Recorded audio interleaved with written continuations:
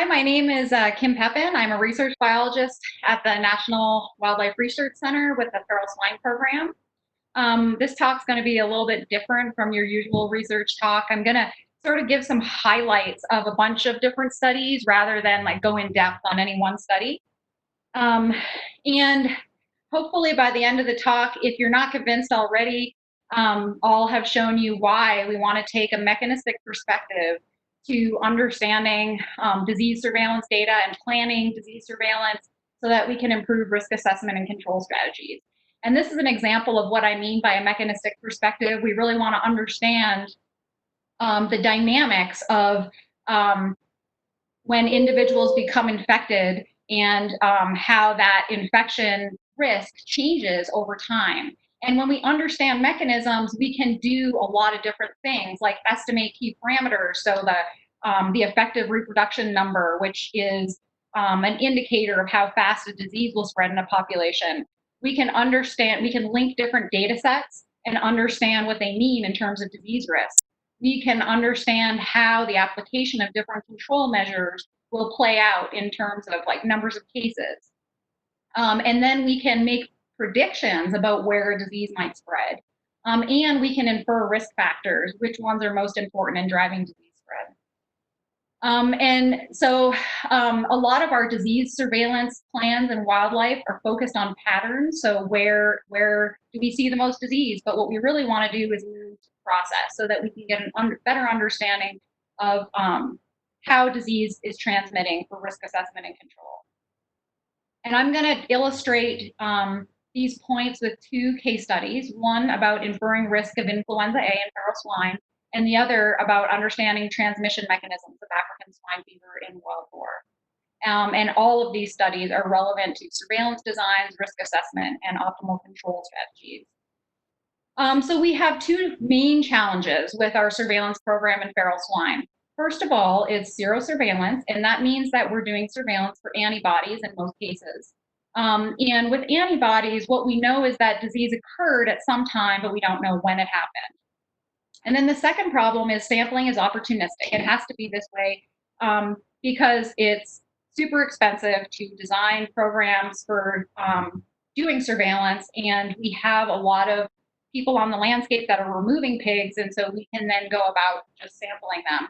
So this is what we mean by opportunistic. Now, the problem with opportunistic sampling is that it's biased. So essentially, your sampling effort is basically your number of positives is going to track your sampling effort. And so to take care of the first problem, we developed a method for back calculating the time of infection. The basic idea, so we can essentially use the antibody data to reveal when an infection occurred. Basic idea is that if we understand how antibodies rise and fall within individuals, then we can take that information and apply it to a sample we get for a given antibody level and determine when that individual was likely to have been infected. And then if we know everybody's infection time, then we can start to understand what the epidemic trajectory looks like.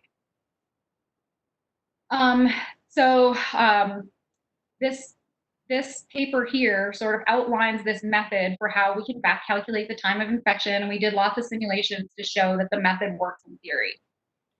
But then, like I said, there's a second problem with application, and that's that our samples are opportunistic.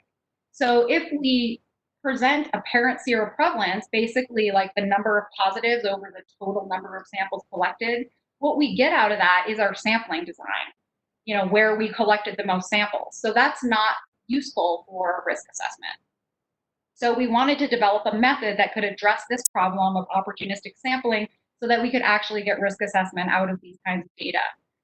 And so what Mark Wilber here did was he took the opportunistic sampling dates and applied a survival analysis framework to account for when individuals were sampled in time.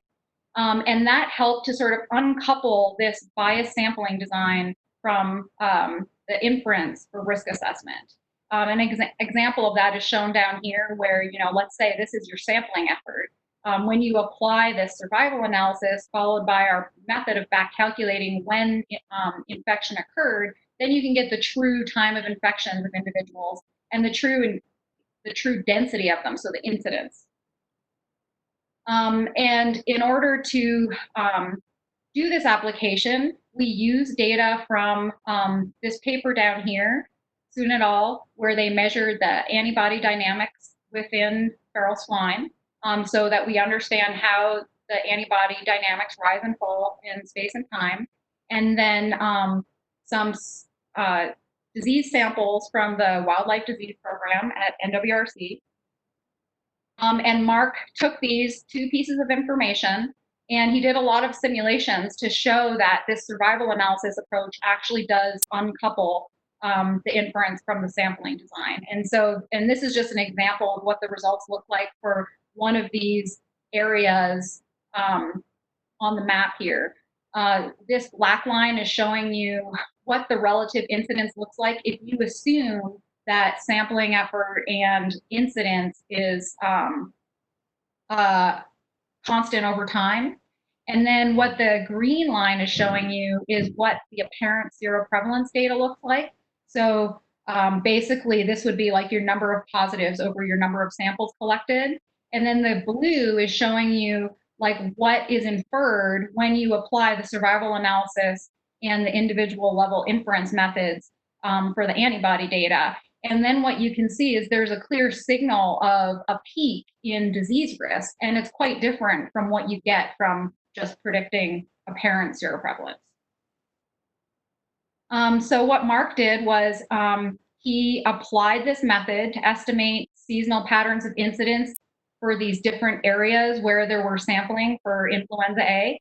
And these lines are showing you the estimated incidence patterns at an annual scale.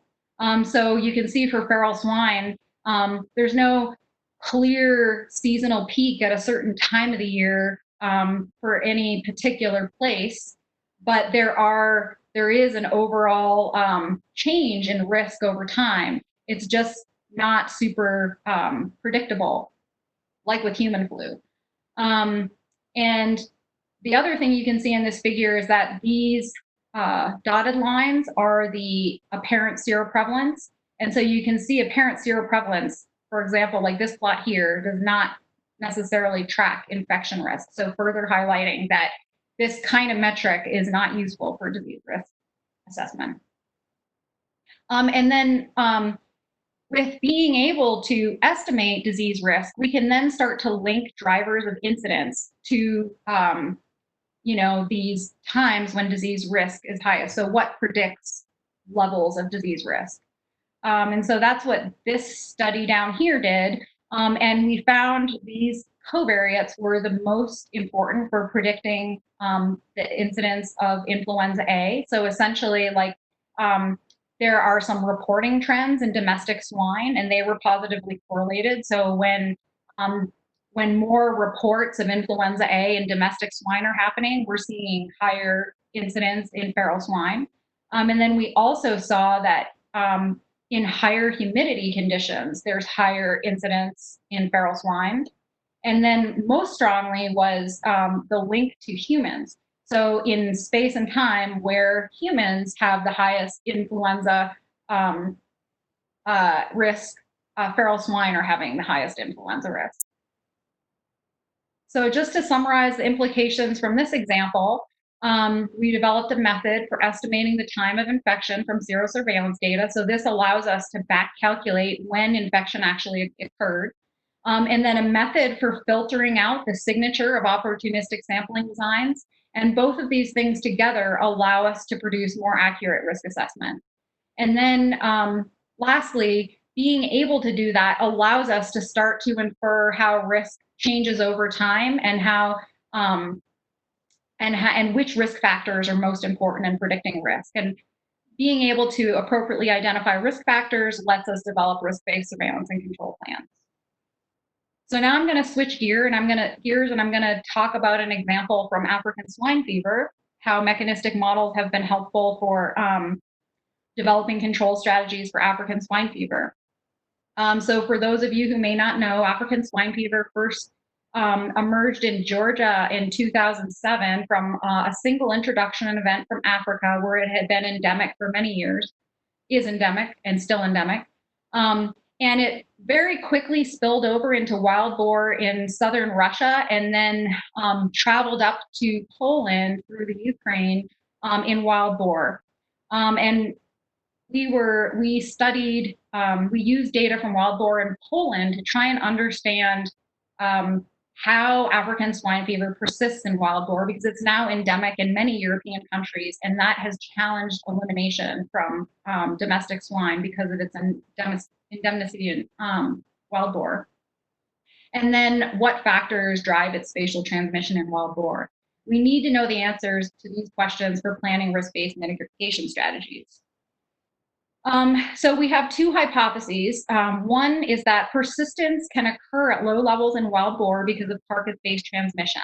So there's some evidence based on measures in the lab of persistence time in carcasses that African swine fever can persist for quite long periods in carcasses, and that persistence time actually increases in colder weather. And this effectively extends the infectious period. So African swine fever is a highly acute disease that kills its host in, in as fast as 5 days. And so like you would expect that it would just fade out because it's all the hosts are dying. But if you have carcasses that can maintain the virus for longer periods of time, then that can allow persistence. And then this other study showed that wild boar actually, when a conspecific dies, they will visit that conspecific and have close interactions, including like nose-to-nose contact and even eating the carcass when the carcass is in extended stages of decay. So this suggests that carcass-based transmission is potentially relevant transmission mechanism for persistence. And then secondly, we know that social structure is important for describing how wild boar make contact with each other. So we have these groups of females with their young and then independent males. And previous studies have shown that among group transmission is much lower than within group transmission. And work has shown that these kinds of dynamics affect disease spread on landscapes. And so we think that accounting for these processes is likely to be important for predicting spatial spread. So the approach we took here was we developed a mechanistic disease transmission model that had these two types of transmission, direct and carcass-based, and the results are reported in detail in this paper here. And then we fit this transmission model to data. So in red here are the observational data of cases and then how far the disease is traveling on the landscape. And here, this is a picture of the study area where the surveillance data came from. And then we use that to infer unknown parameters, such as transmission rates and transmission distance between cases. And what we were able to find from fitting this model to data is that carcass-based transmission made up greater than 50% of the transmission across different models that we looked at. This plot is just an example of showing the proportion of transmission events that are direct. This is in blue. So more direct is in blue and more carcass-based is in red, and over time. And we found that carcass-based transmission allowed persistence as density of wild boar decreased. And then our models estimated that multiple reintroductions were happening from other countries, up to like more than 5 per year. And then we also found that if we didn't allow reintroductions, persistence didn't occur below 1 boar per kilometer squared. And most transmission occurred within the same sounder, like up to 80% in some models. And then not very little happened at distances greater than 1.5 kilometers, but there were some rare long distance transmission events. And the amount of within group transmission and the estimate of spatial transmission distances depended on the model assumptions about contact structure. So whether or not you include the social structure. So some implications of this research are that if we are ever unfortunate enough to have African swine fever in feral swine, we will want to clear carcasses as fast as possible because they can be a driver of persistence and even in low density populations. And then if we can maintain density at less than one feral swine per kilometer squared, we might be able to prevent establishment if introductions are rare. And then also key is that sounders seem to drive transmission. This social structure seems to be an important driver of spatial spread. And so targeting sounders could be an effective way of minimizing cases, although we did not look into specifically changes in transmission that could be due to males that disperse more longer distances at certain times of the year, like during the mating season. And so that's kind of an open question. And then our results suggest that a culling radius should be at least 1.5 kilometers with enhanced surveillance at longer distances to capture rare long distance events. And that, these kinds of distances could optimize the cost effectiveness. And then predictive models need to consider the social structure and spatial transmission in order to make good predictions about spatial spread. And so some future directions that we're working on are we're trying to identify factors that predict local and long distance spread. So in these models, we mainly looked at natural movement of the disease. So based on how animals are moving on the landscape naturally. But after the data that we looked at, there were some quite long distance jumps. And what's being looked into now is what may have caused those jumps. And we're trying to use our model with covariate data to understand which risk factors might best predict those long distance jumps. And then one of those factors could be interaction with domestic swine, so spillover and spillback dynamics.